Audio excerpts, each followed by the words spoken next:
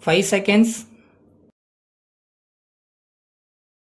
Start. Ladies and gentlemen, on behalf of the Government of India, I welcome you to this country. As you are very well aware, India has been associated with the United Nations during the last many years. This is because we believe in the aims and objectives of this great organization. Of course, it is true to some extent that this world body has failed in its endeavors to bring about peace and progress in some parts of the world. But nevertheless, we believed in its usefulness and decided to support it in the hope that satisfactory results will come sooner or later. We are gathered here today to discuss about the various problems faced by the countries in Asia. During the last many years, these problems have been considered in the world context.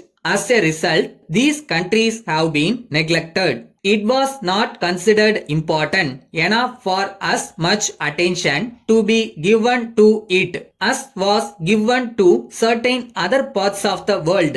But we have to attach more importance to the problems in Asia because they affect us more intimately. As far as India is concerned, one problem which demands immediate attention is food. It is an extraordinary state of affairs that in a country like India, we do not have self-sufficiency in food. There is obviously something wrong in our approach to agriculture. I have, however, no doubt in my mind that India can produce enough food, if not immediately, but in the course of a few years. But at the present moment, we have to face this problem. Of course, other urgent problems will also come up before you for discussion. Looking at these problems from a long-term point of view, it seems to me that various deficiencies have to be made good.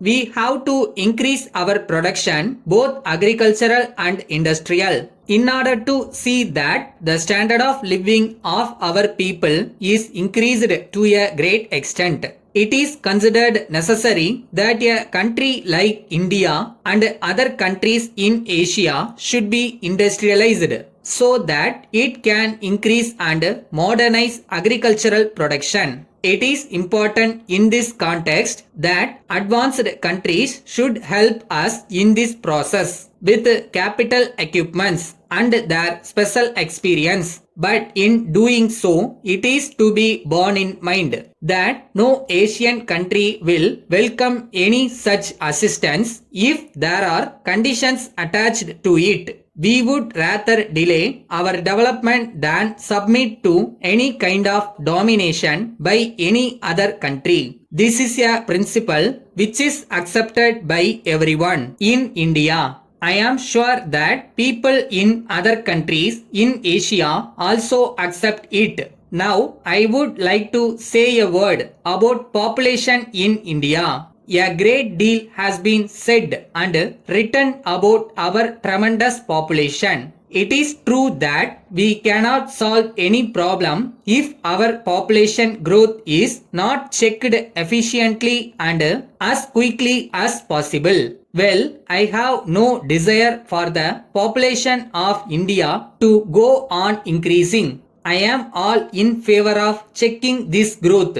Finally, ladies and gentlemen, you have come to this country for the first time. I believe that one of the points you have to determine is the location of your temporary headquarters. Probably there will be the question of locating the regional office. It is for you to determine. But on behalf of the Government of India, I have great pleasure in inviting you to have your headquarters in India. I once again express my welcome to all of you and wish you success in your endeavors. Letter from Messrs. Johnson and Company Limited, Madras to Messrs. Patel and Company, Bombay. Dear sirs, With reference to our order dated 2nd instant, we shall be glad if you will kindly let us know when we may expect delivery of the goods. We wrote to you on this subject last month,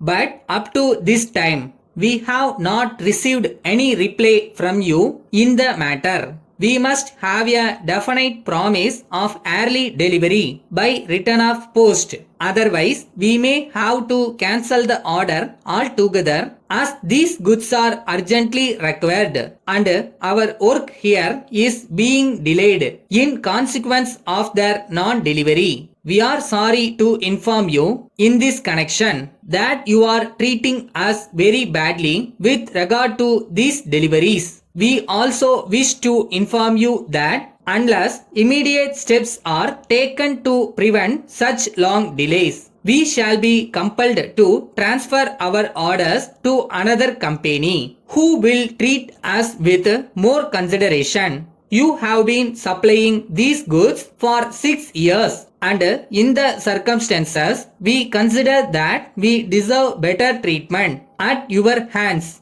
Apart altogether from this, we have been writing to you on the subject for the last 2 or 3 months, but our letters seem to have been absolutely ignored. We would therefore like to request you to look into the matter urgently and let us have a proper reply at once. Yours faithfully.